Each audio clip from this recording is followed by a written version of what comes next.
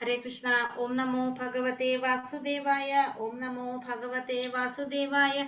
ओम नमो भगवते वासुदेवाय। ओम अज्ञानतिमिरान्धस्य ज्ञानाञ्जनशलाकया चक्षुरुन्मीलितं येन तस्मै श्रीगुरवे नमः। नमो विष्णुपादाय कृष्णप्रेष्ठाय भूतले श्रीमते भक्तिवेदान्त स्वामिनिधि नामिने। नमस्ते सारस्वते देवे गौरवाणी प्रचारिणे निर्विशेष शून्यवादी पाश्चात्य देशधारिणे। जय श्री कृष्ण चैतन्य प्रभु नित्यानंद श्री अद्वैत गदाधर श्रीवासादि गौर भक्त वृंद। हरे कृष्ण कृष्ण कृष्ण हरे हरे, हरे राम राम राम हरे हरे. ഹരേ കൃഷ്ണ. ശ്രീ ശ്രീ രാധാ ഗോവിന്ദ് ടെമ്പിൾ ഇസ്കോൺ മാംഗ്ലൂരിന്റെ ഉപദേശാമൃതം ക്ലാസ്സിലേക്ക് എല്ലാവർക്കും സ്വാഗതം. ഹരേ കൃഷ്ണ, എല്ലാവർക്കും പ്രണാമം. അപ്പൊ നമ്മൾ ഇന്ന് ഉപദേശാമൃതം 4ാമത്തെ ഉപദേശത്തിലേക്കാണ് നമ്മൾ ഇന്ന് പോകുന്നത്. അപ്പൊ നമ്മളിവിടെ 3 ഉപദേശം നമ്മൾ കണ്ടു അല്ലെ. ഏതൊക്കെയാണ് പറഞ്ഞത്? 1ാമത്തെ ഉപദേശം ഒരു ഗുരുവിന് വേണ്ട യോഗ്യതകളെ കുറിച്ച് നമ്മൾ കണ്ടു. ഏതൊക്കെയാണ് പറഞ്ഞത്? ഗുരുവിന് വേണ്ട യോഗ്യതകള് ഓർമ്മയുണ്ടോ? വാചോവേഗം, മനസാക്രോധവേഗം, ജിഹ്വാവേഗം, ഉത്തര ഉപസ്ഥവേഗം, ഏതാൻ വേഗാൻ യാ വിഷഹേത ധീരഃ സർവാമപി മാം പൃഥിവീം സശിഷ്യത്. അല്ലെ, വാക്ക്, മനസ്സ്, ക്രോധം, ജിഹ്വ, ഉത്തരം, ഉപസ്ഥം, ഈ 6 ത്വരകളെ, ഇന്ദ്രിയങ്ങളുടെ ത്വരകളെ നിയന്ത്രിക്കുന്നവൻ ധീരനാണ്. അവൻ ഈ ഭൂമിയെ മുഴുവൻ ശിഷ്യപ്പെടുത്താനുള്ള യോഗ്യതയുള്ളവനായിരിക്കും. 2ാമത്തെ ഉപദേശം എന്താണ്? ഭക്തിയെ നശിപ്പിക്കുന്ന 6 കാര്യങ്ങൾ നമ്മൾ കണ്ടു. ഏതാണ്? അത്യാഹാരം, പ്രയാസം, പിന്നെന്താണ്? അത്യാഹാര പ്രയാസ പ്രജൽപ്പം, നിയമാഗ്രഹങ്ങൾ, പിന്നെ അതായത് അത്യാഹാരം അമിതമായ ആഹാരം, പിന്നെ കഠിനാധ്വാനം അമിതമായ അധ്വാനം, പിന്നെ വന്നിട്ട് പ്രജൽപ്പം അനാവശ്യമായ സംസാരം, പിന്നെ എന്താണ്? നിയമാഗ്രഹം, നിയമങ്ങളിലെ ആസക്തി ഉണ്ടാകാം. പിന്നെ വന്നിട്ട് ഏതാണ്? അത്യാഹാര പ്രയാസശ്ച പ്രജൽപ നിയമാഗ്രഹ ജനസംഘശ്ച ലൗല്യം ച. ജനസംഘം, ഭൗതിക ജനങ്ങളുമായിട്ടുള്ള കൂട്ടുകെട്ട്, ലൗല്യം, തീവ്രമായിട്ടുള്ള ആഗ്രഹങ്ങൾ. ഈ 6 കാര്യങ്ങള് നമ്മളെ ഭക്തിയെ നശിപ്പിക്കുന്നതാണെന്ന് നമ്മൾ കണ്ടു. 3ാമത്തത് ഉത്സാഹം, നിശ്ചയ ധൈര്യാത്, തത്തത് കർമ്മ പ്രവർത്തനാത്, സംഘത്യാഗ സതോവൃത്തെ, ഷഡ്പീർ ഭക്തി പ്രസിദ്ധ്യതി. ഭക്തിയെ പ്രോത്സാഹിപ്പിക്കുന്ന അല്ലെങ്കിൽ ഭക്തിയെ പുരോഗതിയിലേക്ക് നയിക്കുന്ന 6 കാര്യങ്ങൾ എന്തൊക്കെയാണ്? ഉത്സാഹം വേണം, നിശ്ചയം വേണം, ധൈര്യം വേണം. ഉത്സാഹം വേണം, വിശ്വാസം വേണം, ക്ഷമ വേണം. തത്തത് കർമ്മ പ്രവർത്തന, ഭക്തിക്ക് അനുകൂലമായ പ്രവർത്തികൾ ചെയ്യണം. സംഘത്യാഗം, സംഘം ത്യജിക്കണം. എങ്ങനെ? ഭക്തി ഇല്ലാത്തവരുമായിട്ടുള്ള സംഘം ത്യജിക്കണം. സതോവൃത്തെ, ആചാര്യന്മാരുടെ കാലടികൾ പിന്തുടരണം. ഈ 6 കാര്യങ്ങള് ഭക്തിയെ പുരോഗതിയിലേക്ക് നയിക്കുന്നതാണെന്ന് കണ്ടു. അപ്പൊ നമ്മള് ഈ 3 ഉപദേശങ്ങൾ ഇപ്പൊ നമുക്ക് മനസ്സിലാര് പറഞ്ഞു തന്നു? രൂപഗോസ്വാമി പറഞ്ഞു തന്നു. 6 18 ഉപദേശങ്ങൾ ഇപ്പൊ നമ്മൾ പഠിച്ചു കഴിഞ്ഞു. ഓരോന്നിലും കൂടിയിട്ട് അല്ലെ. ഈ 18 ഉപദേശങ്ങൾ നമുക്ക് തുടങ്ങല്ലേ, പഠിക്കണ്ടേ? ഇതൊക്കെ പഠിച്ചാൽ മാത്രം പോരല്ലോ, നമുക്ക് ചെയ്തു തുടങ്ങണല്ലോ. ഉപദേശങ്ങളല്ലേ, നമ്മൾ അനുസരിക്കണ്ടല്ലേ. ഇപ്പൊ നമ്മളെ മക്കളോടൊക്കെ ഉപദേശം കൊടുത്തിട്ട് അവർ കേട്ടില്ലെങ്കിൽ നമുക്ക് ദേഷ്യം വരില്ലേ? അതേപോലെ തന്നെ നമ്മൾ എന്ത് ചെയ്യണം? ഓരോരോ കാര്യങ്ങൾ നോക്കി പതുക്കെ ചെയ്യാൻ സാധിക്കുന്നത് ചെയ്ത് പോകാനായിട്ട് നോക്കാം. ഇനി 4ാമത്തെ ഉപദേശത്തിലേക്ക് പോകാണ്. 4ാമത്തെ ഉപദേശം പറയുന്നത് ഭക്തന്മാര് തമ്മിലുള്ള ആ സ്നേഹ കൈമാറ്റം എങ്ങനെയായിരിക്കണം. അതായത് ഭക്തന്മാര് തമ്മിലുള്ള ഒരു പ്രീതി ലക്ഷണം, അതായത് അവര് തമ്മിലുള്ള ആ ബന്ധം എങ്ങനെയാണ് കൂട്ടാനായിട്ട് സാധിക്കുക. അതാണ് ഇപ്പൊ നമ്മുടെ കുടുംബത്തിൽ നമ്മൾ ബന്ധുക്കളായിട്ടുള്ളൊരു സ്നേഹബന്ധം നിലനിർത്തിക്കൊണ്ട് പോകാൻ നമ്മൾ എന്ത് ചെയ്യും? നമ്മൾ അവരെ വീട്ടിലേക്ക് വിരുന്നു പോകും, അവർക്ക് എന്തെങ്കിലും ഗിഫ്റ്റൊക്കെ മേടിച്ചുകൊണ്ട് കൊടുക്കും, നമ്മളെ വീട്ടിലേക്കും ഭക്ഷണത്തിന് വിളിക്കും, നമ്മൾ അവരെ വീട്ടിലും പോയിട്ട് ഭക്ഷണമൊക്കെ കഴിക്കും അല്ലേ. പിന്നെ നമ്മളെ പ്രയാസങ്ങളൊക്കെ വരുമ്പോൾ നമ്മൾ അവരെയൊക്കെ ആയിട്ട് ഷെയർ ചെയ്യും. അങ്ങനെയൊക്കെയാണ് നമ്മൾ എന്ത് ചെയ്യുക?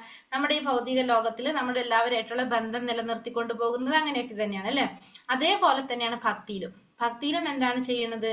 പറയുന്നത് ദദാതി പ്രതിഗൃഹണാധി ഗുഹ്യമാഖ്യാതി പൃച്ഛതി ഭുങ്ക്തേ ഭോജയതേ ചൈവ ഷഡ്വിധം പ്രീതി ലക്ഷണം എന്നാ പറയണ. അപ്പൊ അതായത് ദദാതി പ്രതിഗൃഹണാതി എന്ന് പറഞ്ഞാല് നമ്മൾ എന്ത് ചെയ്യുന്നു?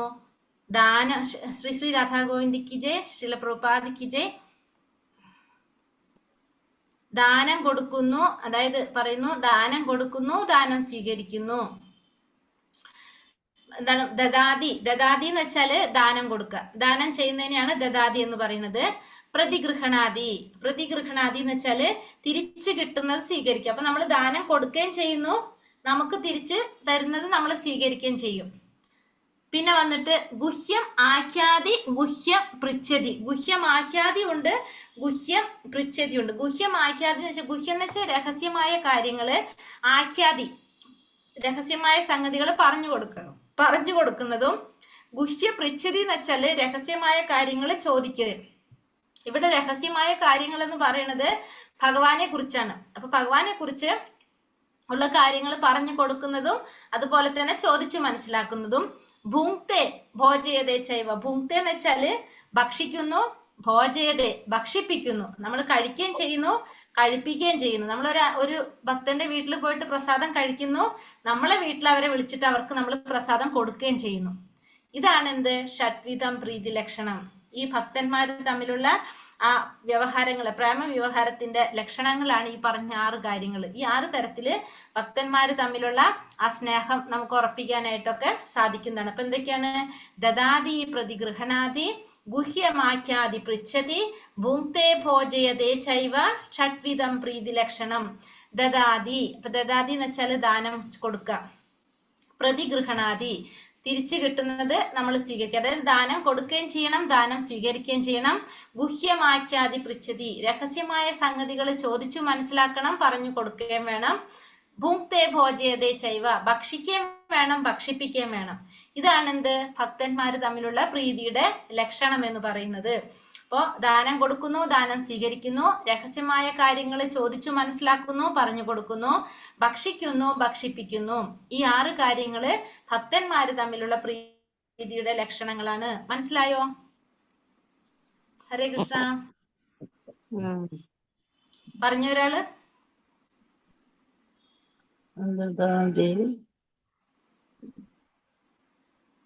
ഹരേ കൃഷ്ണ. ഹരേ കൃഷ്ണ. ദദാതി പ്രതിഗൃഹണാദി ഗുഹ്യമാഖ്യാതി പൃച്ഛതി, ഭുങ്ക്തേ ഭോജയതേ ചൈവ, ഷഡ്വിധം പ്രീതി ലക്ഷണം. അതായത് മറ്റുള്ളവർക്ക് ദാനമായി നൽകുക, പിന്നെ അതുപോലെ ദാനം സ്വീകരിക്കുക, പിന്നെ രഹസ്യങ്ങൾ, ഗുഹ്യമായത് രഹസ്യങ്ങൾ മനസ്സിലാക്കുക, പിന്നെ അറിയുക, പിന്നെ അതുപോലെ രഹസ്യങ്ങൾ ചോദിച്ചു മനസ്സിലാക്കുക, പിന്നെ പ്രസാദം സ്വീകരിക്കുക, പിന്നെ പ്രസാദം കൊടുക്കുക. ഇതാണ് ഭക്തന്മാർ തമ്മിലുള്ള ലക്ഷണം. അതായത് രഹസ്യങ്ങൾ നമ്മൾ ചോദിക്കുകയും ചെയ്യും, നമുക്കറിയുന്ന പറഞ്ഞു കൊടുക്കുകയും ചെയ്യും. നമുക്ക് അറിയാത്ത കാര്യങ്ങൾ നമ്മൾ ചോദിച്ചു മനസ്സിലാക്കും, പിന്നെ നമുക്ക് അറിയുന്ന കാര്യങ്ങൾ പറഞ്ഞു കൊടുക്കുകയും ചെയ്യും. അതാണ് അതിൽ പറയുന്നത്. ഹരേ കൃഷ്ണ. ഒരാളെ കൂടി പറയാമോ? ദദാതി ഗുഹ്യമാഖ്യാതി പൃച്ഛതി, ഭുങ്ക്തേ ഭോജയതേ ചൈവ, ഷഡ്വിധം പ്രീതി ലക്ഷണം. ദാനം സ്വീകരിക്കുന്നു, ദാനം കൊടുക്കുകയും ചെയ്യുന്നു, പിന്നെ രഹസ്യങ്ങൾ പറഞ്ഞു കൊടുക്കുകയും ചെയ്യുന്നു, രഹസ്യങ്ങൾ ചോദിച്ച് മനസ്സിലാക്കുകയും ചെയ്യുന്നു, പ്രസാദം സ്വീകരിക്കുകയും പ്രസാദം കൊടുക്കുകയും ചെയ്യുന്നു. ഇതാണ് 6 ലക്ഷണം. 6 ലക്ഷണങ്ങൾ. ഹരേ കൃഷ്ണ മാതാജി. അപ്പോൾ ഇവിടെ പറഞ്ഞത് മറ്റുള്ളവർക്ക് ദാനമായി സമ്മാനങ്ങൾ നൽകുക, ദാനമായി ലഭിക്കുന്ന സമ്മാനങ്ങൾ സ്വീകരിക്കുക, തന്റെ രഹസ്യങ്ങൾ വിശ്വാസപൂർവ്വം അറിയിക്കുക, തന്റെ ഉള്ളിലുള്ള സംശയങ്ങൾ വിശ്വാസപൂർവ്വം ചോദിച്ചു മനസ്സിലാക്കുക, പ്രസാദം സ്വീകരിക്കുക, പ്രസാദം നൽകുക എന്നീ 6 കാര്യങ്ങൾ ഒരു ഭക്തനും മറ്റൊരു ഭക്തനും തമ്മിലുള്ള സ്നേഹത്തിന്റെ ലക്ഷണങ്ങളാണ്. അപ്പൊ നമ്മൾ എന്ത് വേണം? മറ്റുള്ളവർക്ക് സമ്മാനം, അതായത് ദാനമായിട്ട് ദാനം കൊടുക്കുക, ദാനം സ്വീകരിക്കുക, രഹസ്യമായ കാര്യങ്ങള് പറഞ്ഞും കൊടുക്കണം, ചോദിച്ചു മനസ്സിലാക്കാൻ വേണം അറിയാത്ത കാര്യങ്ങള്. പിന്നെ അതുപോലെ തന്നെ പ്രസാദം സ്വീകരിക്കുകയും വേണം, പ്രസാദം നൽകുകയും വേണം. ഈ 6 കാര്യങ്ങളാണ് എന്ത് ഒരു ഭക്തനും മറ്റൊരു ഭക്തനും തമ്മിലുള്ള സ്നേഹത്തിന്റെ ലക്ഷണം എന്ന് പറയുന്നത്. ഷഡ്വിധ പ്രേമ വ്യവഹാരങ്ങൾ. സാധാരണ സാമൂഹിക ജീവിതത്തിൽ പോലും സ്നേഹമുള്ള 2 സുഹൃത്തുക്കൾ തമ്മിൽ ഈ 6 തരം വ്യവഹാരങ്ങൾ ഒഴിച്ചുകൂടാത്തവയാണ്. ഭക്തന്മാർ തമ്മിൽ പ്രീതിപൂർവകമായ ഈ 6 വ്യവഹാരങ്ങൾ ഏർപ്പെടുന്നതിനെ പ്രോത്സാഹിപ്പിക്കാൻ വേണ്ടിയാണ് അന്താരാഷ്ട്ര കൃഷ്ണാവബോധ സമിതി സ്ഥാപിതമായിട്ടുള്ളത്. അപ്പൊ നമുക്കറിയാം നമ്മുടെ ഈ ഭൗതിക ലോകത്തിലും ഇത്തരത്തിലുള്ള വ്യവഹാരങ്ങൾ നമ്മൾ ചെയ്യുന്നതാണ്. അപ്പൊ ഭക്തന്മാർ തമ്മിൽ ഇത്തരത്തിലുള്ള ഈ വ്യവഹാരങ്ങൾ, പ്രീതികരമായിട്ടുള്ള വ്യവഹാരങ്ങൾ ഏർപ്പെടാൻ വേണ്ടിയിട്ട്, അതിനെ പ്രോത്സാഹിപ്പിക്കാൻ വേണ്ടിയിട്ടാണ് എന്ത് സ്ഥാപിച്ചത്? അന്താരാഷ്ട്ര കൃഷ്ണാവബോധ സമിതി സ്ഥാപിക്കാനായിട്ടുള്ള കാരണം അത് തന്നെയാണ്. ഇസ്കോണുമായി ബന്ധപ്പെടുന്നതിന് ജനങ്ങൾക്ക് അവസരം ലഭ്യമാകേണ്ടതാണ്. എന്തുകൊണ്ടെന്നാൽ അതുവഴി മുൻ പ്രസ്താവിച്ച ഷഡ്വിധ പ്രേമ വ്യവഹാരങ്ങൾ പരസ്പരം നടത്തി തന്റെ അന്തർലീന കൃഷ്ണാവബോധത്തെ പുനരുദ്ധീകരിക്കാൻ ഓരോ മനുഷ്യനും സാധിക്കും. അപ്പൊ നമുക്കറിയാം ഇസ്കോണുമായിട്ട് ബന്ധപ്പെട്ട് വരുമ്പോൾ ഭക്തന്മാർ തമ്മിലുള്ള, നമ്മൾ നേരത്തെ പറഞ്ഞില്ലേ 2-ാം 3-ാമത്തെ ശ്ലോകത്തിൽ പറഞ്ഞൊരു മെയിൻ പോയിന്റ് എന്തായിരുന്നു? ഒന്ന് ഭക്തന്മാരുമായിട്ടുള്ള സംഘം, അഭക്തന്മാരുമായിട്ടുള്ള സംഘം ഒഴിവാക്കുക എന്ന് പറഞ്ഞു അല്ലെ. അതേപോലെ തന്നെ ഭക്തി ഇല്ലാത്തവരായിട്ട് കൂടാൻ പാടില്ല എന്ന് പറഞ്ഞു. അപ്പൊ അത് തന്നെയാണ്. അപ്പൊ അത് ഒഴിവാക്കാൻ എന്ത് വേണം? ഇസ്കോൺ പോലുള്ള സംഘടനകളില് അത്തരത്തിലുള്ള ഭക്തന്മാരായിട്ട് നമുക്ക് എന്ത് ചെയ്യാൻ പറ്റും? തമ്മിലെല്ലാവർക്കും കൂടാനായിട്ട് സാധിക്കും, വ്യവഹാരങ്ങൾ പരസ്പരം കൈമാറാനായിട്ട് സാധിക്കും. അങ്ങനെ നമ്മൾ ഉള്ളിൽ ഉറങ്ങിക്കിടക്കുന്ന കൃഷ്ണാവബോധത്തെ പുനരുദ്ധീകരിക്കാനും സാധിക്കും. നമ്മൾ ഭഗവത്ഗീതയിൽ പറയുന്നുണ്ട് അല്ലെ, മച്ചിത്ത മദ്ഗത പ്രാണ ബോധയന്ത പരസ്പരം കഥയന്തശ്ച മാം നിത്യം തുഷ്യന്തിച്ച രമന്തിച്ച. തമ്മിൽ പറയുമ്പോൾ അവരെന്തനുഭവിക്കുകയാണ്? അവിടെ ആനന്ദം അനുഭവിക്കുന്നു എന്ന് പറഞ്ഞു. സംഘസംജായതേ കാമ എന്ന് ഭഗവത്ഗീതയിൽ 2:62 പ്രസ്താവിച്ചിട്ടുണ്ട്. ഒരാളുടെ ആഗ്രഹങ്ങളും ലക്ഷ്യങ്ങളും അയാളുടെ കൂട്ടുകെട്ടിനനുസരിച്ചാണ് രൂപപ്പെടുന്നതും വളരുന്നതും.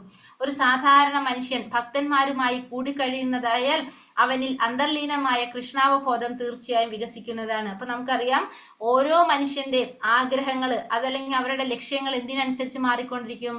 നമ്മുടെ കൂട്ടുകെട്ടനുസരിച്ച്. സംഘം സഞ്ചായതേ കാമ എന്ന് ഭഗവത്ഗീതയിൽ പറയുന്നുണ്ട്.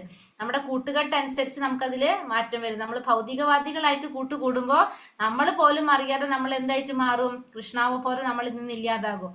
അതുകൊണ്ട് ഒരു ഭക്തൻ എപ്പോഴും എങ്ങനെ വേണം? ഭക്തന്മാരായിട്ട് കൂടി കഴിഞ്ഞുകൊണ്ട് ആ കൃഷ്ണാവബോധം വികസിപ്പിക്കാനായിട്ട് ശ്രമിക്കണം. യോഗികളെന്നും ജ്ഞാനികളെന്നും കർമ്മികളെന്നും ദാനശീലരെന്നും മറ്റും പറഞ്ഞു നടക്കുന്നവരുമായിട്ട് കൂട്ടുകൂടാൻ പാടില്ല. അവരുടെ സംസർഗ നിമിത്തം ആർക്കും ഒന്നും നേടാനാവില്ല. മനുഷ്യ ജീവിതത്തിന്റെ ലക്ഷ്യം പ്രാപിക്കാൻ ഒരാൾ ശരിക്കും ആശിക്കുന്നുവെങ്കിൽ അയാൾ എന്ത് ചെയ്യണം? കൃഷ്ണാവബോധക്കാരുമായിട്ടാണ് ഇടപഴകേണ്ടത്. കാരണം ഈ പ്രസ്തുത സംഘടന മാത്രമേ ഈശ്വരപ്രേമം എങ്ങനെ വളർത്താം എന്ന കാര്യത്തെക്കുറിച്ച് പഠിപ്പിക്കുന്നുള്ളൂ. അപ്പൊ ഈശ്വരപ്രേമം എങ്ങനെ വളർത്താം എന്ന കാര്യത്തെക്കുറിച്ച് വേണ്ട വിധം പഠിപ്പിക്കുന്നത് എന്ത് മാത്രമുള്ളൂ എന്നാ പറയണത്? ഈ അന്താരാഷ്ട്ര കൃഷ്ണാവബോധ സമിതിയാണ് ചെയ്യുന്നതെന്നാണ് ഇവിടെ പറയുന്നത്. ഇനി ആദ്യത്തെ പോയിന്റിൽ ദാനം കൊടുക്കുക, ദാനം സ്വീകരിക്കുക. വികസിച്ചു കൊണ്ടിരിക്കുന്ന ഈ കൃഷ്ണാവബോധ സമിതിയുടെ അഭിവൃദ്ധിക്ക് വേണ്ടി ജനങ്ങൾ സംഭാവനകൾ നൽകുന്നു. കൃഷ്ണാവബോധം മാത്രം വിശദീകരിച്ചുകൊണ്ട് പ്രസിദ്ധീകരിക്കുന്ന പുസ്തകങ്ങളും മാസികകളുടെയും രൂപത്തിൽ ഞങ്ങൾ സാദരം എന്ത് നൽകുന്നുവോ അത് സ്വീകരിക്കുന്നതിൽ ജനങ്ങൾ അത്യന്തം താല്പര്യമാണ്. അപ്പോൾ കൃഷ്ണാവബോധ സമിതിയുടെ അഭിവൃദ്ധിക്ക് വേണ്ടിയിട്ട് അല്ലെങ്കിൽ അത് വികസിപ്പിക്കാൻ വേണ്ടിയിട്ട് ജനങ്ങൾ എന്ത് ചെയ്യും? സംഭാവനകൾ നൽകും. അപ്പൊ കൃഷ്ണാവബോധ സമിതി എന്ത് ചെയ്യും? അവർക്ക് ഭഗവാനെ കുറിച്ച് പ്രസിദ്ധീകരിച്ചിട്ടുള്ള വിഷയങ്ങളെ കുറിച്ച് പറഞ്ഞിരിക്കുന്ന പുസ്തകങ്ങളും മാസികകളൊക്കെ അവർക്ക് തിരിച്ചു നൽകുകയും ചെയ്യും, സമ്മാനമായിട്ട് നൽകുകയും ചെയ്യും. അവരത് സ്വീകരിക്കുകയും ചെയ്യും. ഭഗവത് നാമങ്ങൾ സങ്കീർത്തനം ചെയ്യുകയോ പ്രചരിപ്പിക്കുകയോ ചെയ്യുന്നത് ദദാതി തത്വം അനുസരിച്ച് ഉദാത്തമായ ഒരു ദാനകർമ്മത്തിന്റെ മഹത്തായ ദൃഷ്ടാന്തമാണ്. അപ്പൊ ഭഗവാന്റെ നാമങ്ങൾ പ്രചരിപ്പിക്കുക, പിന്നെ ഭഗവാന്റെ നാമം സങ്കീർത്തനം ചെയ്യുക എന്നുള്ളത് ദദാതി തത്വം അനുസരിച്ച് ഏറ്റവും ഉത്തമമായിട്ടുള്ള ഒരു ദാനമായിട്ടാണ് പറയുന്നത്. എന്ത്? ഭഗവാന്റെ നാമം പ്രചരിപ്പിക്കുന്നത്. നമ്മൾ ചൈതന്യ മഹാപ്രഭു ആണ് ആ അത്തരത്തില് ദാനം ചെയ്ത ഏറ്റവും ശ്രേഷ്ഠനായ ഒരു വ്യക്തിയാണ് ആര്? ചൈതന്യ മഹാപ്രഭു. പ്രതിഗൃഹണാദി തത്വം അനുസരിച്ച് യോജിച്ച രീതിയിൽ ദിവ്യമായ ഉപഹാരങ്ങൾ സ്വീകരിക്കുന്നതിനും നാം തയ്യാറായിരിക്കണം. ദദാതി തത്വം അനുസരിച്ച് ഒരു മുതിർന്ന ഭക്തൻ തന്റെ സമ്പാദ്യത്തിൽ 50% ഈശ്വരനെയും ഈശ്വര ഭക്തന്മാരെയും സേവിക്കുന്നതിനായി ചെലവ് ചെയ്യേണ്ടതാണ്. അപ്പൊ നമുക്കറിയാം രൂപഗോസ്വാമി മാതൃക പറഞ്ഞിട്ടുണ്ടായിരുന്നു ഓൾറെഡി അല്ലെ.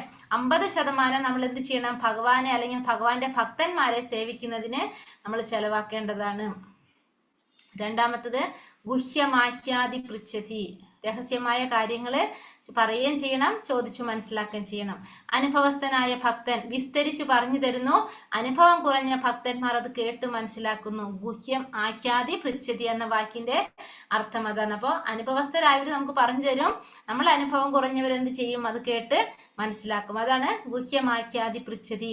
കൃഷ്ണാവബോധ പ്രസ്ഥാനത്തെ പറ്റി ഓരോരുത്തരും അന്വേഷിച്ചു കൊണ്ടിരിക്കുകയും ഈ ഭൗതിക ലോകത്തിന്റെ സ്ഥിതിയെ പറ്റി മനസ്സിലാക്കുവാൻ തന്റെ മനസ്സിനെ രൂപപ്പെടുത്തുകയും വേണം. അങ്ങനെ ഗുഹ്യമാഖ്യാതി പൃച്ഛതി എന്ന തത്വങ്ങൾ പ്രാവർത്തികമാക്കാം. അപ്പൊ കൃഷ്ണാവബോധ പ്രസ്ഥാനത്തെ പറ്റി നമ്മൾ എന്ത് വേണം, അന്വേഷിച്ചു കൊണ്ടിരിക്കണം.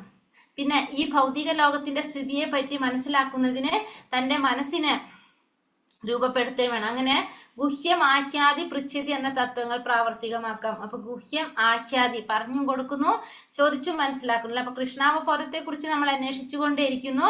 പിന്നെ അതുപോലെ തന്നെ ഈ ഭൗതിക ലോകത്തിന്റെ സ്ഥിതിയെ പറ്റി മനസ്സിലാക്കുന്നതിന് തന്റെ മനസ്സിനെ രൂപപ്പെടുത്തിയെടുക്കുകയും ചെയ്യുന്നു. അങ്ങനെയാണ് നമുക്ക് എന്ത് പറയാം, ഈ തത്വങ്ങൾ പ്രാവർത്തികമാക്കാനായിട്ട് സാധിക്കും. പാലും പഴവും നൽകി പാമ്പിനെ തീറ്റിപ്പോറ്റുന്നതിൽ അർത്ഥമില്ല. ഒരു പാമ്പിന് പാല് കൊടുത്താൽ അത് വിഷം വർദ്ധിക്കുന്നു. അതേ കാരണത്താൽ മായാവാദികളും കർമ്മികളുമാകുന്ന പാമ്പുകളുടെ മുമ്പിൽ നമ്മുടെ ഹൃദയം വെളിപ്പെടുത്തരുത്. അതൊരു വിധത്തിലും സഹായകമല്ല. അപ്പൊ നമ്മൾ ഒരിക്കലും പാമ്പിന് പാലും പഴവും കൊടുത്ത് വളർത്തി കഴിഞ്ഞാൽ ആ പാമ്പിന് എന്താണ്, വിഷം വർദ്ധിക്കുകയാണ് ചെയ്യുന്നത്. അതേപോലെ തന്നെയാണ് ഈ മായാവാദികളും കർമ്മികളുമായിട്ടുള്ളവരുടെ മുന്നിൽ നമ്മൾ ഒരിക്കലും എന്ത് ചെയ്യാൻ പാടില്ല, ഹൃദയം വെളിപ്പെടുത്താൻ പാടില്ല. അതായത് ഭഗവാനെ കുറിച്ചോ ഭക്തിയെ കുറിച്ചോ ഒന്നും അവരോട് പറഞ്ഞു കൊടുക്കേണ്ട ആവശ്യമില്ല. കാരണം ഒരു തരത്തിലും അതുകൊണ്ട് യാതൊരുവിധ പ്രയോജനം ഉണ്ടാവാൻ പോണില്ല. ഇപ്പൊ നമ്മൾ രഹസ്യങ്ങൾ പറഞ്ഞു കൊടുക്കേണ്ടതും ചോദിച്ചു മനസ്സിലാക്കേണ്ടതും ആരായിട്ടാണ്, ഭക്തന്മാരുമായിട്ട് ആയിരിക്കണം. അടുത്തത് പ്രസാദം. അന്താരാഷ്ട്ര കൃഷ്ണാവബോധ സമിതിയുടെ അംഗങ്ങൾ അവരുടെ എല്ലാ ശാഖകളിലും ഞായറാഴ്ച തോറും സ്നേഹവിരുന്ന് സംഘടിപ്പിക്കുമ്പോൾ തങ്ങളോട് കൂടിയിരുന്ന് ഭക്ഷിക്കാൻ എല്ലാ അംഗങ്ങളെയും അനുഭാവികളെയും ക്ഷണിക്കാറുണ്ട്. തത്പരന്മാരായ അനേകം ജനങ്ങൾ പ്രസാദത്തെ മാനിക്കുന്നതിനായി വരാറുണ്ട്. അപ്പോൾ നമുക്കറിയാം, എല്ലാ അന്താരാഷ്ട്ര സമിതിയുടെ എല്ലാ ശാഖകളിലും എല്ലാ സെന്ററുകളിലും എന്തുണ്ടാവും, ഞായറാഴ്ച സത്സംഗം എന്ന് പറയും നമ്മൾ. അങ്ങനെ സ്നേഹവിരുന്ന് സംഘടിപ്പിക്കും. അങ്ങനെ ആ പ്രസാദം ഭക്ഷിക്കാനായിട്ട് എല്ലാവരെയും ക്ഷണിക്കുകയും ചെയ്യും. അപ്പോൾ ജനങ്ങൾ ആ പ്രസാദത്തെ മാനിക്കിച്ച് വരുന്നതും കാണാറുണ്ട്.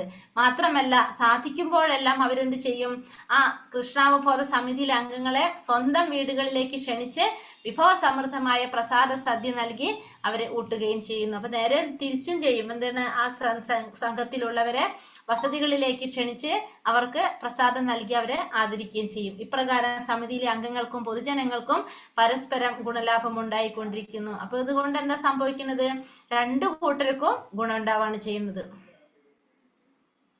ഹരേ കൃഷ്ണ കൃഷ്ണ കൃഷ്ണ ഹരേ ഹരേ, ഹരേ രാമ രാമ രാമ ഹരേ ഹരേ. വളരെ ചെറുതാണത്.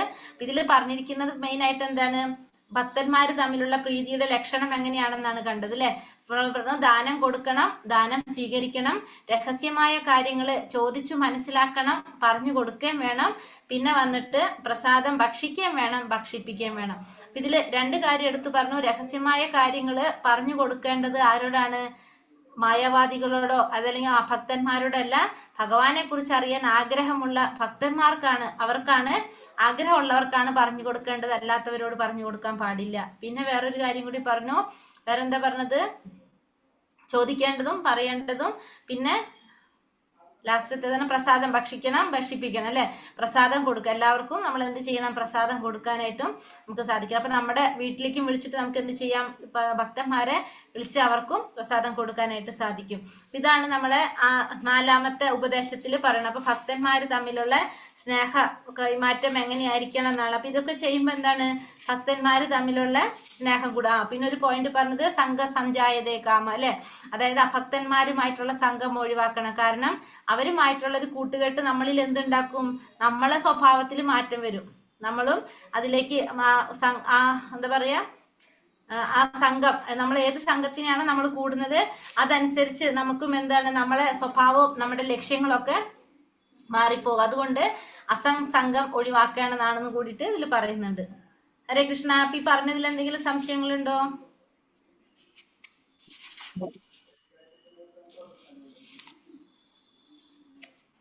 അടുത്തതും കൂടി എടുക്കട്ടെ, എന്നിട്ട് നമുക്ക് ക്വസ്റ്റ്യൻ നോക്കിയാൽ മതിയോ? ചെറുതാണ് അടുത്തതും, ഇതേപോലെ തന്നെ ഇതിന്റെ തന്നെ കണ്ടിന്യൂ ആയിട്ട് നമുക്ക് പറയാവുന്നതാണ്. ചെറുത് എടുത്തോട്ടെ. ഉറക്കം വരുന്നുണ്ടോ? സമയം എന്തായി? 9:25 അല്ലേ? ഒരു 10-15 മിനിറ്റ് ഉണ്ടാവുമായിരിക്കും. 5-6 സ്ലൈഡ് ഉള്ളത് എടുക്കണോ? നാളേക്ക് വെക്കണോ? എടുക്കാം. ഹരേ കൃഷ്ണ. ഇപ്പൊ നമ്മൾ എന്താ പറഞ്ഞത്? ഭക്തന്മാര് തമ്മിലുള്ള സ്നേഹ കൈമാറ്റം എങ്ങനെയായിരിക്കണം എന്നൊക്കെ പറഞ്ഞത് അല്ലേ? അപ്പൊ ഭക്തന്മാര് നമ്മൾ പറഞ്ഞു ദാനം കൊടുക്കണം, ദാനം സ്വീകരിക്കണം, രഹസ്യമായ കാര്യങ്ങൾ ചോദിച്ചറിയണം, പറഞ്ഞു മനസ്സിലാക്കണം, പിന്നെ വന്നിട്ട് പ്രസാദം ഭക്ഷിക്കണം, ഭക്ഷിപ്പിക്കണം. അപ്പൊ നമുക്ക് ഒരു സംശയം വരാം, ആരാണ് ആ ഭക്തൻ? അത് നമുക്ക് അറിയണം അല്ലെ? കാരണം എല്ലാവരോടും നമുക്ക് രഹസ്യം പറയാൻ പറ്റില്ല, എല്ലാവരും നമുക്ക് പ്രസാദം കഴിക്കാൻ വിളിക്കാൻ പറ്റില്ല, അല്ലെങ്കിൽ എല്ലാവരോടും നമുക്ക് എല്ലാവർക്കും ദാനം കൊടുക്കാനും അല്ലെങ്കിൽ നമുക്ക് സ്വീകരിക്കാനും സാധിക്കില്ല. അപ്പൊ നമുക്ക് ഈ ഭക്തന്മാരെ കുറിച്ച് അറിയണം, ഭക്തന്മാരുടെ തലങ്ങൾ അറിയണം, ഓരോ ഭക്തന്മാരുടെയും ആ തലങ്ങൾ, ഓരോരുത്തരും ഏത് ലെവലിൽ നിൽക്കുന്നവരാണെന്നുള്ളത് നമുക്ക് മനസ്സിലാകണം. അതാണ് അടുത്ത 5ാമത്തെ ഉപദേശത്തില് രൂപഗോസ്വാമി പറയുന്നത്. ഓരോ ഭക്തന്മാരെ കുറിച്ചിട്ടും ഭക്തന്മാരുടെ തലങ്ങൾ നമ്മൾ എങ്ങനെയാണെന്നുള്ളത് 3 തരത്തിലാണ് ഭക്തന്മാരെ തിരിച്ചിരിക്കുന്നത്. അതാണ് 5ാമത്തെ ഉപദേശം രൂപഗോസ്വാമി തരുന്നത്. ഹരേ കൃഷ്ണ. ശ്രീ ശ്രീ രാധാ ഗോവിന്ദ് കി ജയ്. ശ്രീല പ്രഭുപാദ് കി ജയ്. ശ്ലോകം 5. കൃഷ്ണേതി യസ്യ ഗിരിതം മനസാന്ദ്രിയേത ദീക്ഷാസ്തി ചേത് പ്രണതിഭിശ്ച ഭജന്തമീശം ശുശ്രൂഷയാ ഭജന വിജ്ഞമനന്യമന്യ നിന്ദാതി ശൂന്യ ഹൃദമീപ്സിത സങ്കല്പ്യ.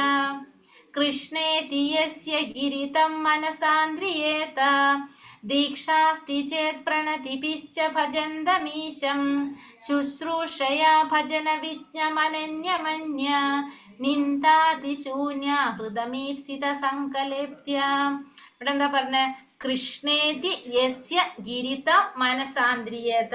അപ്പൊ കൃഷ്ണേതി, കൃഷ്ണ ഇതി, കൃഷ്ണ എന്ന പുണ്യനാമം ആരിലാണോ ഉള്ളത് അവരെ നമ്മൾ യസ്യ ഗിരി, ഏതൊരുവന്റെ വാക്കിലാണോ കൃഷ്ണ എന്ന പുണ്യനാമം ഉള്ളത് അവനെ മനസാന്ദ്രിയേത, മനസ്സാന്ദ്രിയേത, മനസ്സുകൊണ്ടാതിരിക്കണം. അതായത് ആരുടെ വാക്കിലാണോ അല്ലെങ്കിൽ ആരാണോ കൃഷ്ണ എന്ന നാമം ഉച്ചരിക്കുന്നത്, കൃഷ്ണ എന്ന നാമം ഉച്ചരിക്കുന്നവനെ മനസ്സുകൊണ്ട് ആദരിക്കണം എന്നാ പറയണത്. കൃഷ്ണ എന്ന നാമം ഉച്ചരിക്കുന്നവനെ നമ്മൾ എങ്ങനെ ആദരിക്കണം? മനസ്സുകൊണ്ട് ആദരിക്കണം. ആരുടെ വാക്കിൽ അല്ലെങ്കിൽ ആരുടെ സംഭാഷണത്തിൽ അല്ലെങ്കിൽ ആരാണോ കൃഷ്ണ എന്ന നാമം ഉച്ചരിക്കുന്നത് അവനെ നമ്മൾ മനസ്സുകൊണ്ട് ആദരിക്കണം. ദീക്ഷാസ്തി ചേത് പ്രണതിഭിശ്ച ഭജന്തമീശം. ഇനി അടുത്തെന്താ പറയണത്? ദീക്ഷാസ്തി, ദീക്ഷ അസ്തി, വിധിപ്രകാരം ദീക്ഷ ഉണ്ടെങ്കിൽ അങ്ങനെയുള്ളവരെ പ്രണതി ചെയ്യണം, അതായത് പ്രണാമം ചെയ്യണം, നമസ്കാരം ചെയ്യണം. ഭജന്തമീശം എങ്ങനെ ചെയ്തിരിക്കുന്നതാണ്? ഭഗവാനെ ഭജിച്ചുകൊണ്ടിരിക്കുക. അതായത് ഒരു ഗുരുവിൽ നിന്ന് ദീക്ഷ സ്വീകരിച്ച് ഭഗവാനെ ഭജിച്ചുകൊണ്ടിരിക്കുന്ന ആ ഭക്തനെ പ്രണാമം ചെയ്തുകൊണ്ടാതിരിക്കണം. നമ്മള് ഒരു ഗുരുവിൽ നിന്ന് ദീക്ഷ സ്വീകരിച്ച് ഭഗവാനെ ഭജിച്ചുകൊണ്ടിരിക്കുന്ന ആ ഭക്തന് നമ്മള് പ്രണാമം ചെയ്തുകൊണ്ടാതിരിക്കണം. അപ്പൊ ദീക്ഷ സ്വീകരിച്ച ഒരു വ്യക്തിയെ, ഭഗവാന്റെ നാമം ഭജിച്ചുകൊണ്ടേയിരിക്കുന്ന ആ വ്യക്തിയെ പ്രണാമം ചെയ്തുകൊണ്ടാതിരിക്കണം. 3ാമത്തത് ശുശ്രൂഷയാ ഭജന വിജ്ഞമനന്യമന്യ നിന്ദാതിശൂന്യ ഹൃദമീപ്സിത സങ്കല്പ്യ. 3ാമത്തെ ഭക്തനെ ശുശ്രൂഷ ചെയ്യണം, സേവനം ചെയ്യണം. എങ്ങനെയുള്ള ഭക്തനാണ്? ഭജന വിജ്ഞം, ഭക്തിയുടെ സേവനത്തിൽ മുന്നേറിയവനും, പിന്നെ അനന്യമന്യ നിന്ദ്യാദി, അന്യരെ നിന്ദിക്കാത്തതുമായിട്ടുള്ള ശൂന്യ ഹൃദയത്തോടു കൂടി, അതായത് ദോഷഹൃദയമല്ലാത്ത ആ ഭക്തനെ എങ്ങനെയാണ് സേവനം ചെയ്തുകൊണ്ട് ആദരിക്കണം. ആ ഭക്തനെ നമ്മൾ എങ്ങനെ ശുശ്രൂഷ ചെയ്യുക? സേവനം ചെയ്തുകൊണ്ടാണ് ആദരിക്കേണ്ടത്. അപ്പൊ 3 തരത്തിലുള്ള ഭക്തന്മാര്. ഭഗവാന്റെ നാമം, കൃഷ്ണ എന്ന നാമം ഉച്ചരിക്കുന്ന ഭക്തനെ നമ്മൾ മനസ്സുകൊണ്ട് ആദരിക്കണം.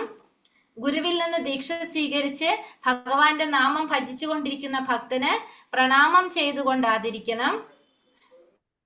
പിന്നെ എന്താണ്? ഭഗവാന്റെ നാമം ഭജിച്ചുകൊണ്ടിരിക്കുന്ന, മറ്റുള്ളവരെ നിന്ദിക്കാത്ത, ശൂന്യഹൃദയത്തോടു കൂടിയ, അതായത് മറ്റുള്ളവരെ ദോഷങ്ങളൊന്നും കാണാത്ത ആ ഹൃദയത്തോടു കൂടിയ ഭക്തനെ സേവനം ചെയ്തുകൊണ്ടാതിരിക്കണം. അപ്പൊ 3 തരത്തില് ഭക്തന്മാര്. അപ്പോ ഭഗവാന്റെ നാമം ഭജിച്ചുകൊണ്ടിരിക്കുന്ന കൃഷ്ണ എന്ന നാമം ഉച്ചരിച്ചുകൊണ്ടിരിക്കുന്ന ഭക്തനെ മനസ്സുകൊണ്ട് ആദരിക്കണം. ദീക്ഷ സ്വീകരിച്ച് ഭഗവാന്റെ നാമം ഭജിച്ചുകൊണ്ടിരിക്കുന്ന ഭക്തനെ പ്രണാമം ചെയ്തുകൊണ്ട് ആദരിക്കണം.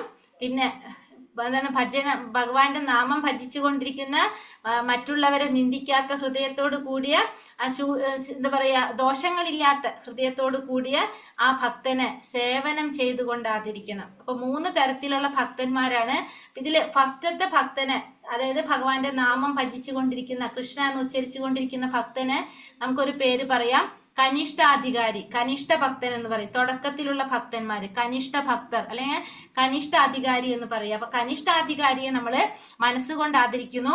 രണ്ടാമത്തത് ദീക്ഷ സ്വീകരിച്ച് ഭഗവാന്റെ മന്ത്രം ജപിച്ചുകൊണ്ടിരിക്കുന്ന, ഭഗവാനെ ഭജിച്ചുകൊണ്ടിരിക്കുന്ന ഭക്തന് പ്രണാമം ചെയ്തുകൊണ്ട് ആദരിക്കുക. ആ ഭക്തന്മാര് മധ്യമാധികാരി, മധ്യമ ഭക്തൻ, മധ്യത്തിലുള്ളവര് മധ്യമ ഭക്തൻ അല്ലെങ്കിൽ മധ്യമാധികാരി എന്ന് പറയാം.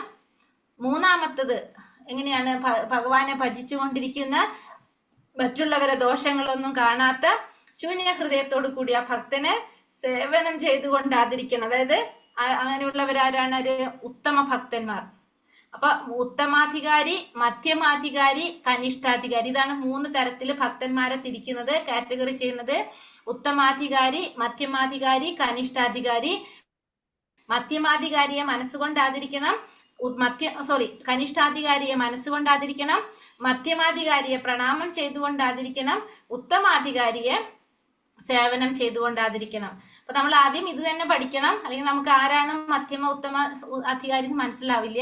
ഇവിടെ പറയുന്നു, ഭഗവാൻ കൃഷ്ണന്റെ പുണ്യനാമം കീർത്തനം ചെയ്യുന്ന ഭക്തനെ മനസ്സുകൊണ്ട് ബഹുമാനിക്കേണ്ടതാണ്. ഗുരുവിൽ നിന്നും ദീക്ഷ സമ്പാദിച്ച് ഭഗവാനെ ഭജിച്ചുകൊണ്ടിരിക്കുന്ന ഭക്തനെ വിനയപൂർവ്വം വന്ദിച്ചാദരിക്കണം.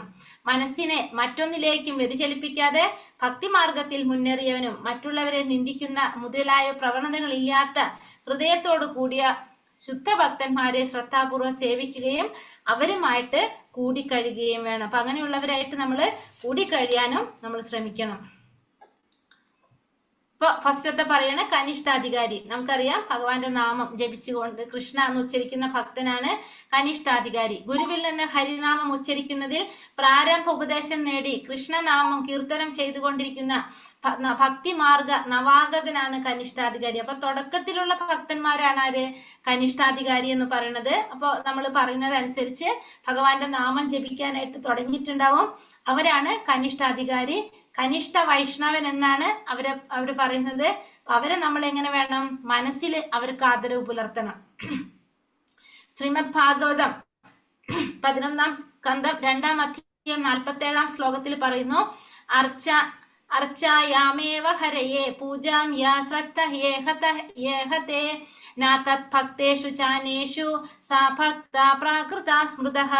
ശ്രദ്ധയോടുകൂടി ഭഗവത് വിഗ്രഹത്തെ ക്ഷേത്രത്തിൽ ചെന്ന് ആരാധിക്കുന്നവനും എന്നാൽ ഭഗവത് ഭക്തന്മാരോടോ സാമാന്യ ജനങ്ങളോടോ വേണ്ട വിധം പെരുമാറാൻ അറിയാത്തവനുമായ ഒരാൾ പ്രാകൃത ഭക്തനാണ്. അതായത് കനിഷ്ഠാധികാരി എന്ന് പറയുന്നത് ആരാണെന്ന് പറയാണ്. കനിഷ്ഠാധികാരിയുടെ ധാരണ എന്താണ്? ഭഗവാനെ ആരാധിക്കണമെങ്കിൽ നമ്മൾ എവിടെ പോകണം? വിഗ്രഹം ഉള്ളിടത്ത്, അതായത് അമ്പലത്തിൽ, ക്ഷേത്രത്തിൽ പോയാലേ നമുക്ക് ഭഗവാനെ കാണാൻ സാധിക്കുള്ളൂ. ഭഗവാനെ ആരാധിക്കണമെങ്കിൽ നമുക്ക് ക്ഷേത്രത്തിൽ പോകണം. അവരെ അങ്ങനെയാണ് ചിന്തിക്കുന്നത്. അല്ലാണ്ട് ഭഗവാൻ എന്ന് പറയുന്നത് ക്ഷേത്രത്തിലാണ് ഭഗവാനുള്ളത്. പിന്നെ അത് മാത്രമല്ല, അവർക്ക് എന്തറിയില്ല, ശാസ്ത്രങ്ങളെ കുറിച്ചൊന്നും അവർക്കൊരു അറിവുണ്ടാവില്ല. മറ്റുള്ള ഭക്തന്മാരോട്, അതായത് മധ്യമാധികാരിയോടോ ഉത്തമാധികാരിയോടോ എങ്ങനെ പെരുമാറണം എന്നൊന്നും അവർക്കറിയില്ല. അങ്ങനെയുള്ളവരാണ് ആര്? കനിഷ്ഠ ഭക്തന്മാർ. മാത്രമല്ല, മറ്റുള്ളവർ പറയുന്നത് കേട്ട് പെട്ടെന്ന് തന്നെ മാറിപ്പോകാനും സാധ്യതയുള്ളവരാണ് ആര്? കനിഷ്ഠ ഭക്തന്മാര്. അവർക്ക് പെട്ടെന്ന് തന്നെ ചാഞ്ചാട്ടം സംഭവിക്കും, കാരണം അവർ ഭക്തിയിൽ ഉറച്ചിട്ടില്ല. തുടക്ക ഭക്തന്മാരാണ് ആര്? കനിഷ്ഠ ഭക്തന്മാരെന്ന് പറയുന്നത്. ഇനി മധ്യമ ഭക്തന്മാർ എന്ന് പറഞ്ഞാല് ആചാര്യൽ നിന്ന് ഭക്തിമാർഗത്തിൽ ഉപദേശ ദീക്ഷ തേടി ഭഗവാനെ ഭക്തിപൂർവ്വം സേവിക്കുന്നതിൽ നിരന്തരം വ്യാപരിക്കുന്നവനാണ് ആര്? മധ്യമാധികാരി ഭക്തിമാർഗത്തിൽ ഇടനിലയിൽ നിൽക്കുന്നവനാണ് ആര്? മധ്യമാധികാരി. അപ്പൊ ഭക്തിയിൽ മുന്നേറിയവനായിരിക്കും, ഭക്തിപൂർവ്വം ഭഗവാന്റെ സേവനങ്ങൾ ചെയ്തുകൊണ്ടിരിക്കുന്നവനാണ് മധ്യമാധികാരി. ശ്രീമദ് ഭാഗവതം 11-ാം സ്കന്ധം 2-ാം അധ്യായം 46-ാം ശ്ലോകത്തിൽ പറയുന്നു, ഈശ്വരേ തദധീനേഷു ബാലിശേഷു ദിശൽസു ച പ്രേമ മൈത്രിക് പ്രോമേക്ഷ യാ കരോതി സമത്യമഃ. പരമപുരുഷോത്തമനായ ഭഗവാനെ പരമപ്രേമഭാജനമായി കരുതി ആരാധിക്കുകയും ഭഗവത് ഭക്തന്മാരിൽ മൈത്രിയോടും അജ്ഞാനികളിൽ കൃപയോടും അസൂയാലുക്കളിൽ ഉപേക്ഷാബുദ്ധിയോടും പെരുമാറുകയും ചെയ്യുന്ന ഭക്തനാണ് മധ്യമാധികാരി. അപ്പൊ മധ്യമാധികാരി ആരാണ്? ഭഗവാനിൽ പൂർണ്ണ വിശ്വാസം ഉണ്ടായിരിക്കും, ഭഗവാനെ പ്രേമഭാജനമായിട്ട് കരുതി ഭഗവാനെ ആരാധിക്കുന്നവരാണ്. മാത്രമല്ല ഭക്തന്മാരോട് എങ്ങനെ പെരുമാറും? മൈത്രി ഭാവത്തോടു കൂടി പെരുമാറും, അജ്ഞാനികളോട് കൃപയോടുകൂടി പെരുമാറും, അസൂയാലുക്കളെ ഉപേക്ഷ ബുദ്ധിയുടെ അസൂയാലുക്കളെ മാറ്റി നിർത്തും. അങ്ങനെയാണ് ആര് ചെയ്യുന്നത്? മധ്യമാധികാരി ചെയ്യുന്നത്. അപ്പോ മധ്യമാധികാരി എന്ന് പറയുന്നത് എങ്ങനെയാണ്? ഭഗവാനിൽ വിശ്വാസം ഉണ്ടായിരിക്കും, ഭഗവാനെ പ്രേമഭാജനമായിട്ട് ഭഗവാനെ ആരാധിച്ചു കൊണ്ടിരിക്കുന്നവരാണ്. മാത്രമല്ല ഭക്തന്മാരോട് മൈത്രി ഭാവത്തോടും അജ്ഞാനികളോട് കൃപയോടും അസൂയാലുക്കളെ ഉപേക്ഷാ ബുദ്ധിയോടുകൂടി പെരുമാറുന്നവനാണ് ആര്? മധ്യമാധികാരി. പിന്നെ അടുത്തതിൽ പറയുന്നു, ശാസ്ത്രജ്ഞാനം അവർക്ക് എന്തുണ്ടാവണമെന്നില്ല? വളരെ ദൃഢമായിട്ട് ഉണ്ടാവണമെന്നില്ല. ശാസ്ത്രങ്ങളെ കുറിച്ച് വളരെ വലിയ അറിവൊന്നും ആർക്ക് ഉണ്ടാവണമെന്നില്ല?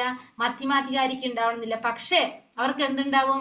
ഹരേ കൃഷ്ണ മഹാമന്ത്രത്തിൽ ഉറച്ച വിശ്വാസം ഉണ്ടാവും, ഭഗവാനിൽ വിശ്വാസം ഉണ്ടാവുമായിരിക്കും.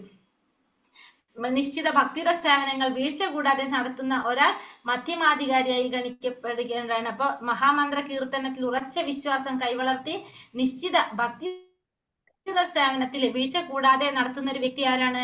മധ്യമാധികാരിയാണ്. അപ്പൊ മധ്യമാധികാരി എന്ന് പറയുന്നത് എപ്പോഴും ഭഗവാനിലും മഹാമന്ത്രത്തിലും ഭഗവാന്റെ നാമത്തിലും വിശ്വാസം ഉണ്ടായിരിക്കും. അതുപോലെ തന്നെ ഭഗവാന്റെ ഭക്തന്മാരുടെ മൈത്രി ഭാവത്തോടും അജ്ഞാനികളോട് കൃപയോടും അസൂയാലുക്കളെ ഉപേക്ഷാ ബുദ്ധിയോടുകൂടിയും പെരുമാറുന്നവരാണ് ആര്? മധ്യമാധികാരികൾ എന്ന് പറയുന്നത്. ഇപ്പൊ രണ്ടാമത്തെ കാറ്റഗറിയിലുള്ളത് ദീക്ഷ സ്വീകരിച്ച രണ്ടാമത്തെ ഭക്തന്മാരെ കുറിച്ച് പറയും. ഇനി അടുത്തത് ഉത്തമാധികാരി. ഉത്തമാധികാരി എന്ന് പറഞ്ഞാല് ഭക്തിയിൽ വളരെ മുന്നിലേക്ക് പോയ പുരോഗമിച്ച ഭക്തന്മാരാണ് ആര്? ഉത്തമാധികാരി, ഭാഗവതന്മാരെന്ന് പറയും. ഉത്തമാധികാരി അത് ആചാര്യന്മാരുടെ ലെവലിലുള്ളവരാണ് ആര്? ഉത്തമാധികാരികള്. മറ്റുള്ളവരെ കുറിച്ച് ദൂഷണം പറയുന്നതിലൊന്നും ഉത്തമാധികാരിക്ക് യാതൊരു താല്പര്യവും കാണുകയില്ല.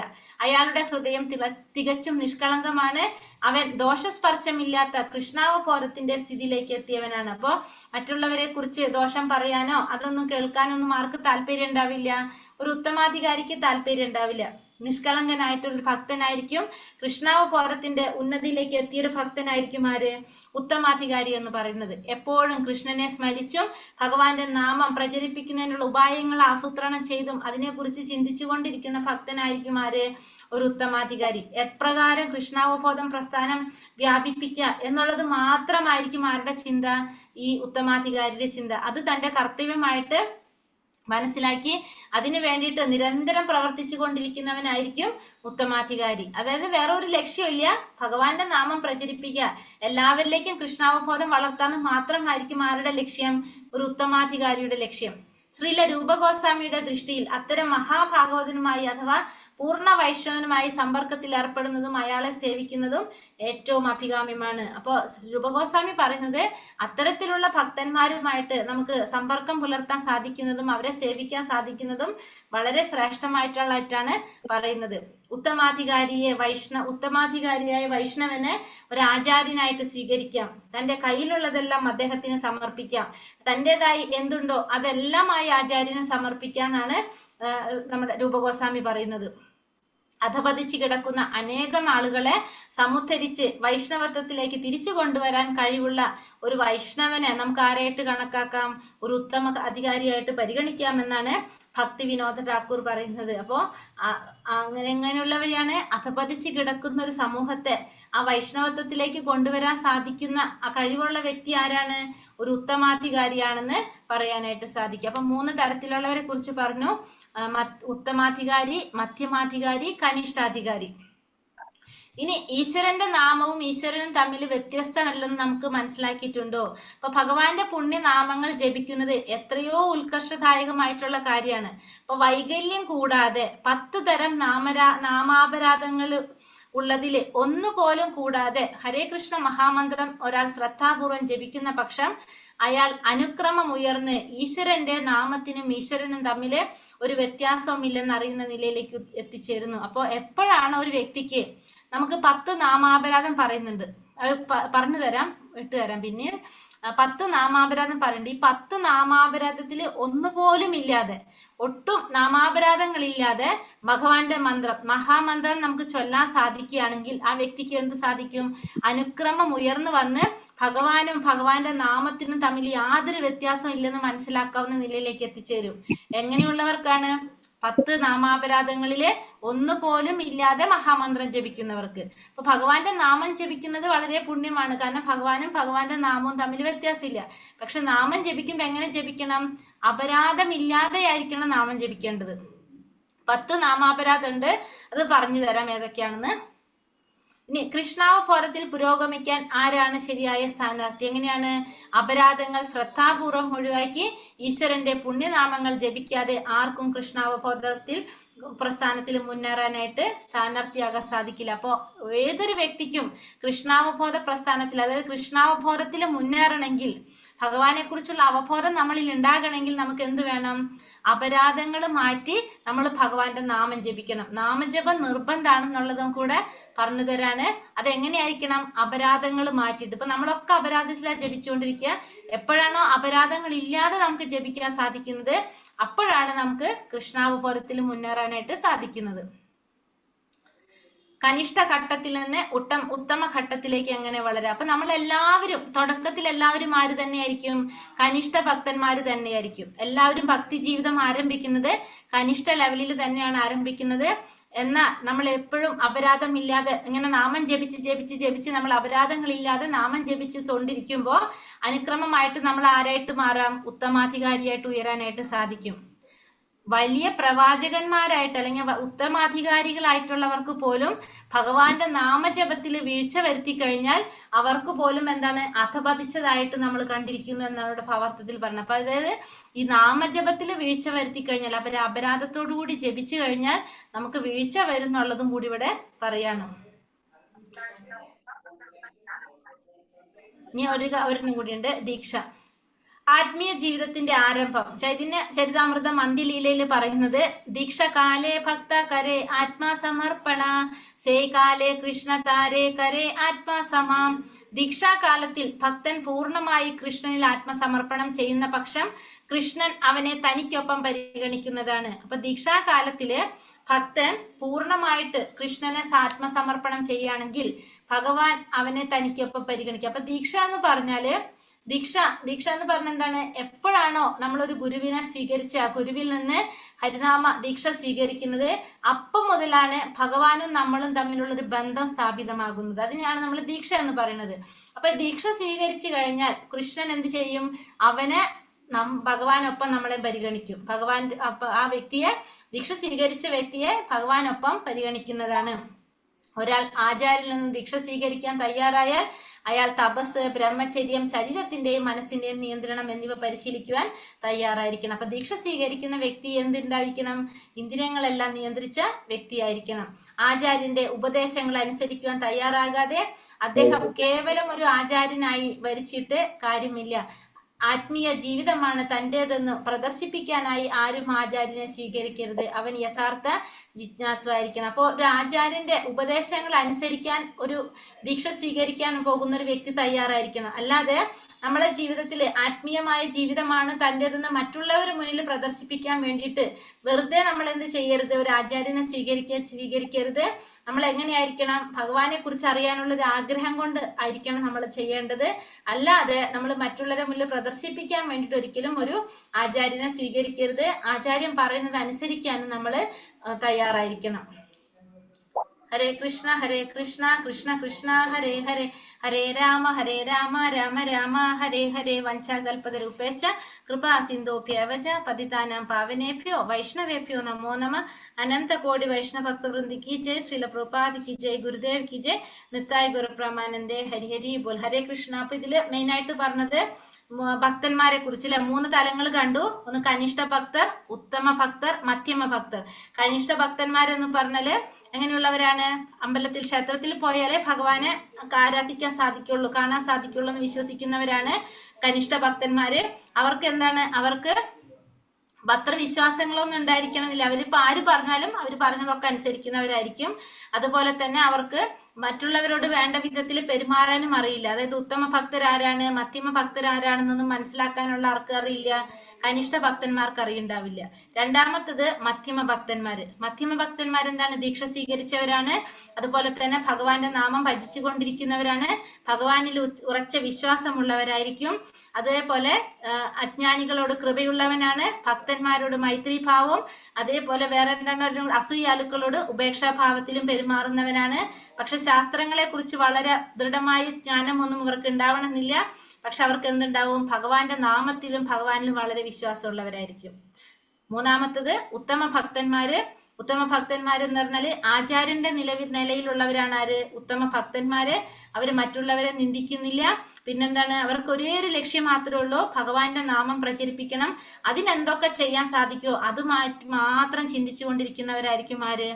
ഉത്തമ ഭക്തന്മാർ എന്ന് പറയുന്നത്. അപ്പൊ എല്ലാവരും തുടക്കത്തിൽ കനിഷ്ഠ ഭക്തരായിരിക്കും. പിന്നീട് നമ്മൾ അപരാധം ഇല്ലാതെ നാമം ജപിച്ചാണ് നമ്മൾ എല്ലാവരും എവിടേക്ക് എത്തുന്നത്? ആ ഉത്തമ ഭക്തന്റെ നിലയിലേക്ക് എത്താനായിട്ട് സാധിക്കുന്നത്. അപ്പം നാമാപരാധം 10 നാമാപരാധം ഉണ്ട്. അത് വൈഷ്ണവഗീതം ബുക്കിലാണുള്ളത്. ഇപ്പൊ ഇതിലില്ല. പിന്നെ അത് കൂടാതെ നമുക്ക് ഭക്തിരസാമൃതത്തിൽ പഠിക്കാനുണ്ട്. അത് പിന്നീട് പറഞ്ഞു തരാം. അത് ഫോട്ടോ ഇട്ട് പറഞ്ഞു തരാം. അത് അപ്പൊ ആ 10 നാമാപരാധം ഒഴിവാക്കിക്കൊണ്ട് നാമം ജപിക്കാൻ നമുക്ക് എപ്പോ സാധിക്കുന്നോ അപ്പൊ തൊട്ട് നമുക്ക് എന്താണ്? നമുക്ക് ഭക്തിയിൽ ഉറച്ചു നിൽക്കാനായിട്ട് സാധിക്കും. ആ 10 നാമാപരാധം മാറാൻ കുറച്ച് പാടാണ്, സമയമെടുക്കും. ഹരേ കൃഷ്ണ. ഈ പറഞ്ഞ കാര്യങ്ങളിൽ എന്തെങ്കിലും സംശയം